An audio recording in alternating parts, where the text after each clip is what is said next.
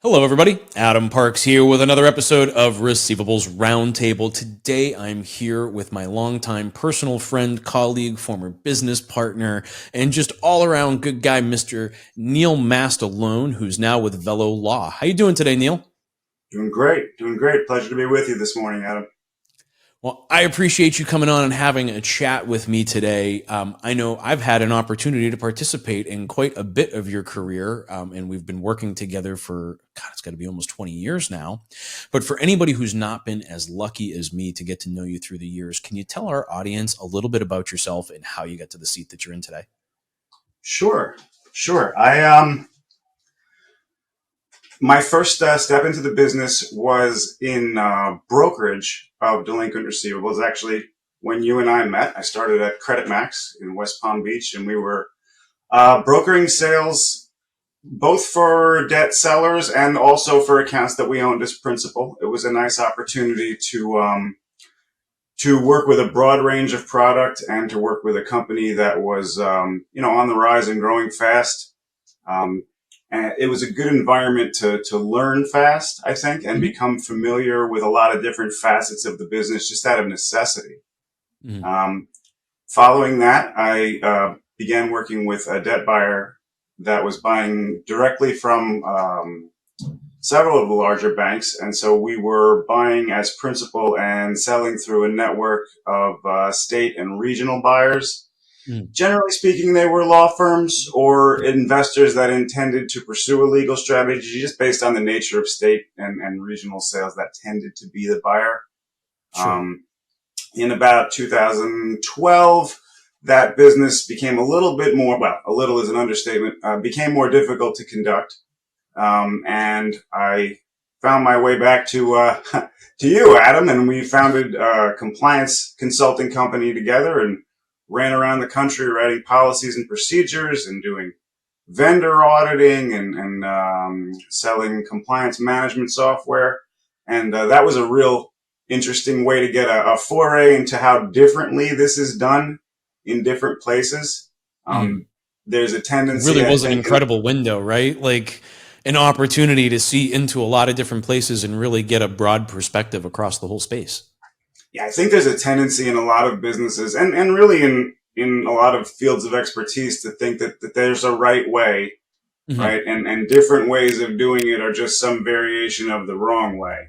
And so that was an interesting set of perspectives, in that there are very viable strategies that diverge completely from other viable strategies. And that was a great learning experience. Following that, founded a debt buying company of my own, and we managed a network of law firms in most of the country, buying issuer direct here and there, but generally speaking, buying from other debt buyers or buying in concert with other debt buyers. And really, beyond the acquisitions process, it was primarily a vendor management business. And that was also an excellent opportunity to work with firms that I had no prior experience with, and try to bridge the gap between what they think is going to make a placement successful and what I think is going to make a placement successful.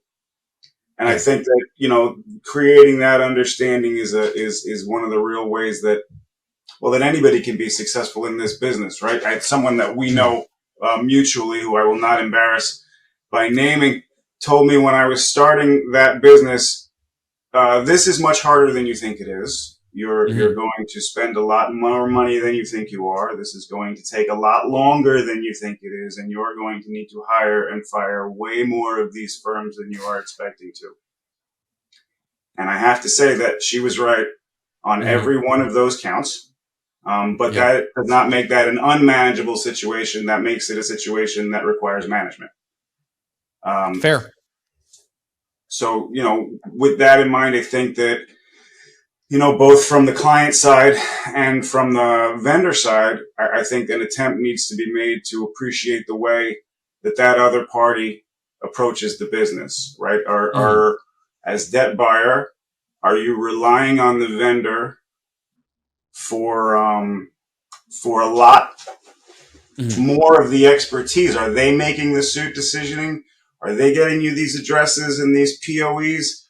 How much of this investment are they directing, right? Or on Mm-hmm. the other end of things, is it all just exception reporting and you've got it locked down tighter than a drum? And if a suit Mm-hmm. doesn't get filed the day it's supposed to get filed, well, that's going to flag an exception. And that's how I want to do business. Well, those are two very different clients. Mm-hmm. Um, and it's possible to service both of those clients adequately and in a way where everyone's going to be happy, but not without that understanding in advance. Agreed. Right. The understanding of the two different scenarios and the application of all of the different potential models that you've had the opportunity to see through other facets. Yeah, and I think it's not a matter of Well, this is where I want to what. take the conversation today. So I'm going to come back to that. Tell us a little bit about Velo Law and what it is that you're doing over there now that you're with that team. Well, great. I'm glad to have the opportunity. Velo Law is a collections law firm located in Grand Rapids, Michigan. We're Mm-hmm. servicing 4 states: Michigan, Indiana, Ohio, and Montana. There are some expansion plans, but I'll leave those. I'll leave those on the drawing board for the moment. Um, we're working with a lot of great clients. We're very proud of our client list, and it's growing. Our institutional client base consists primarily of debt buyers and collection agencies that are sort of acting as master servicer. We do some Mm-hmm. issuer direct work, but it's primarily in that market segment that we're doing most of our expansion.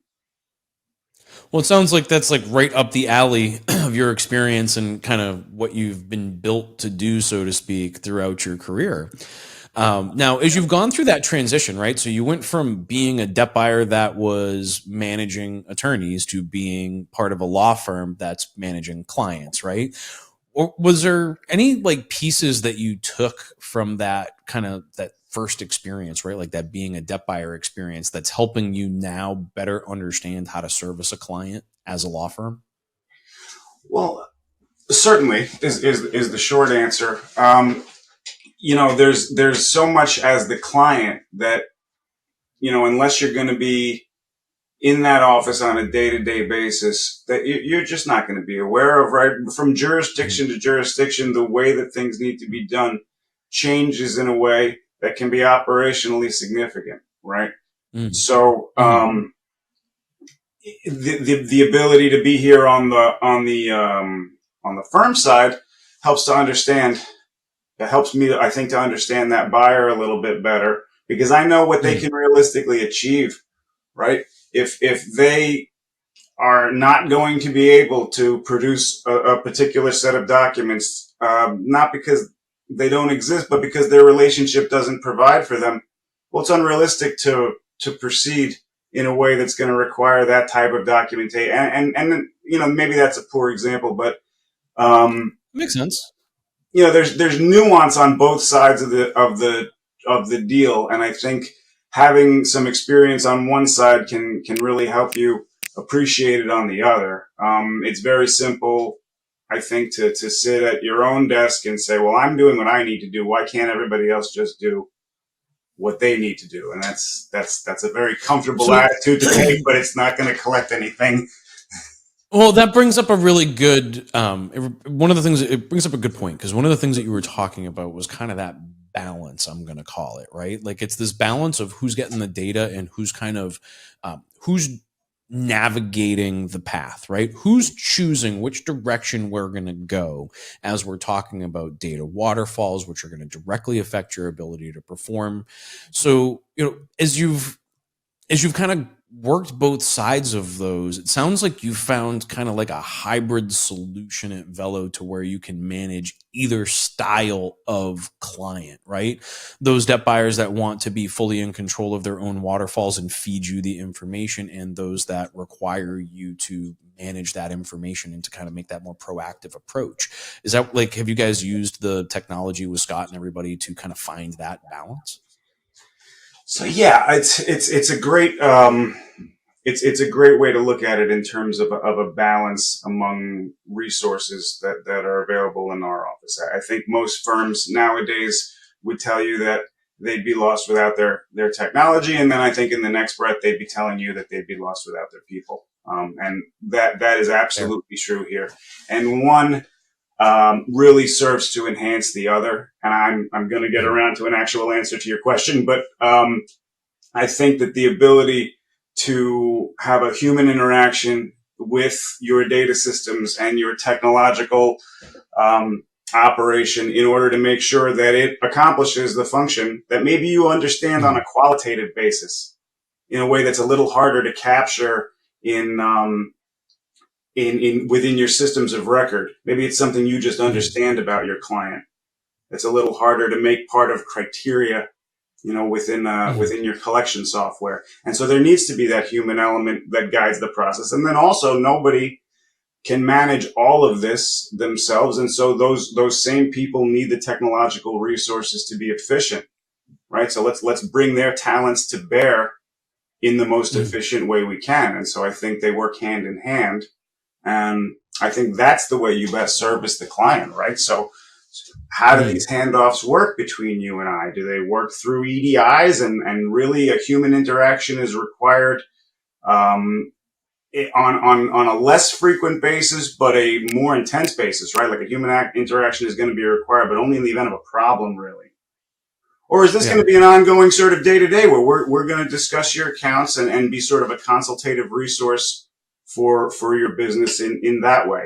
And all of that comes down to your people having the flexibility to operate in both ways, right?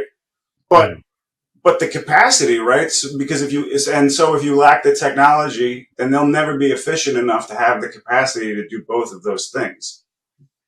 Sure. I mean, that makes a lot of sense, right? For me, I always look at the technology and the people as my people are the driving force. The technology is there to make them more efficient, right? So it's there to assist them and to amplify the value of each individual person. And that's ultimately what I'm using the technology for. It's not really a replacement, so to speak. And I know as we talk about artificial intelligence and other things, that's really how people's minds have started to think about, oh, we're going to take this technology, we're going to replace these people. But it's really about lifting those people up by backfilling underneath them with the technology to make them a more efficient operation, whether that be procedurally or new pieces of technology or new pieces of data. And that seems to be a major driving factor in the legal world these days. And I had released a podcast a couple of days ago, or I'm sorry, last month, where we were talking about the TransUnion Datos report, and we were looking at some of the application of some of this technology and just looking at those charge-off volumes that are coming right now and what we're expecting, right? So in looking at that report, we could see like charge-off rates rising exponentially. We're talking back in October of 2023, looking at all-time highs since like the 1990s in terms of auto loan deficiencies, right? And so all of that bad debt that's currently starting to come to the surface, right, in terms of delinquencies is going to be falling out in 2024 would be my expectation, right? And as we start to see that, it feels like the technology becomes those train tracks that allows us to run more cars, so to speak, right, over those same tracks so that our trains can pull more cars, because we're going to find this difficulty in the balance between the collectability of accounts and the volume of accounts, right? And you've been around long enough to have seen this a few times, 2008, 2012, right? Like we've seen this a few times now, and I'm curious to see how that's going to come into the future. But it feels like Velo is well positioned to kind of manage that type of a process in that balance of the people and technology. Are you guys feeling, prepared for the influx of volume that's expected? Well, there are some problems that are of higher quality than others, right? So, Fair. An influx of volume is a challenge that we welcome here at Velo. Although, to address your question more seriously, no, I do think that we're very well positioned for that. I think that the groundwork for increasing at scale was laid here years ago. It's an evolving process, obviously, as the ability to prepare evolves and as new means to go to market evolve, that groundwork has evolved. But I think we're well positioned in the sense that our processes are in place and they're very clean. We're in a position to respond to changes, whether they're coming from a client or a regulatory body, we're in a position to be flexible with the way we approach accounts. I think we've got a team here that is nimble and energetic and willing, honestly, to make the adjustments necessary to be successful. I think in the case of an influx in volume, that really tests your systems. And so I think it's a true stress test. Right. Well, literally speaking, right, a stress test of your systems. So I look forward to that opportunity, both in terms of the opportunity that it presents, but because I believe in what we're doing here, and I think that given the stresses of increased volume, I think that firms like ours are well positioned to perform well. I think when you're focused on your people and then you've got that technology, kind of factors helping to drive everything forward, it's a great position to be in. And, through my conversations with Scott, and if you guys haven't seen the podcast I did with Scott Renner on Receivables Roundtable a couple months back, we'll link that below as well. But that's where we were talking a little bit more about some of the kind of the underlying technology behind the firm and some of the data waterfall techniques and other things that you guys have been using to become a more efficient operation as a legal entity. But Neil, I really appreciate you coming on, man. I feel like I've been doing this for far too long to not have had you on as a guest. Well, I really appreciate the opportunity. That there's not too many forums where I can just go on about about this industry with anyone who knows what I'm talking about. So I always relish the opportunity and as well value this relationship, both personally and professionally. Absolutely, my friend. I honestly can say that I don't think I'd be where I'm at had I not had the relationship with you, had we not had all of our experiences traveling the country, writing thousands and thousands of pages of documentation, building software, and doing some really incredible things. Your friendship is very important to me. For those of you that are watching, if you have additional questions you'd like to ask Neil or myself, you can leave those in the comments below on LinkedIn and YouTube, and we'll be responding to those. Or if you have additional topics you'd like to see us discuss, you can leave those in the comments below as well. And I'm willing to bet I can get Neil to come back at least one more time to help me continue to create great content for a great industry. But until next time, Neil, thank you so much for coming on. I look forward to seeing you again in the near future, and it was great to see you at RMAI. Well, thanks for having me. It was my pleasure. And for those of you watching, thank you so much for your time and attention today. We'll talk to you again soon.